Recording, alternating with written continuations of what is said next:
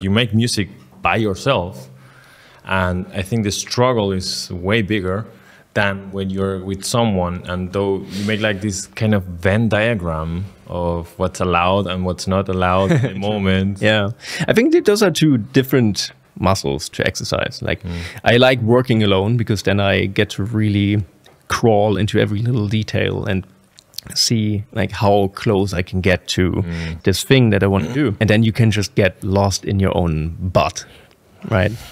And disappear in that thing. That's a problem.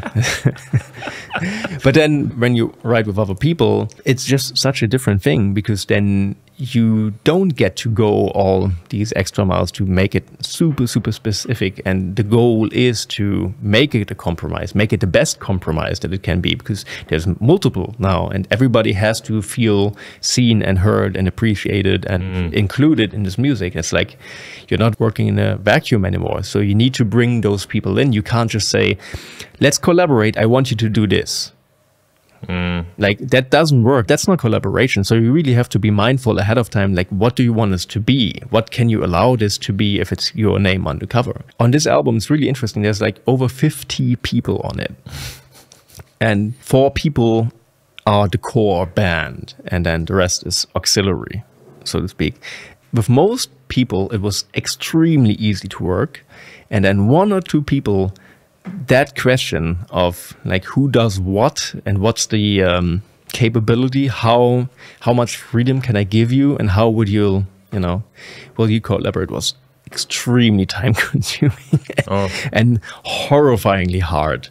And that was a really interesting experience of how differently people of such musical intensity and stature and experience, how differently they react to that collaborative situation. It was really intense and took a long time to navigate. You're not only doing something together with creative machines. Those are also people with their bags and there's unresolved stuff. Oh yeah. And what we were saying is the way you interact with the world and you are perceived is also a responsibility of those bags you're carrying. True. And I think a good band leader or a good project leader is also somebody who is very aware or becomes aware throughout the project of what the other people bring to the table and how heavy their bags are and what's in their bag, because that influences everything. And I think with this album, 95% of it were just a joy to make with people and just really cool collaborations. And then these 5% ended up taking at least months to navigate that and say, oh, wow, there's a lot of things in your backpack. And some of it is kind of related to my backpack. And it's like, we really gotta be careful here, dude.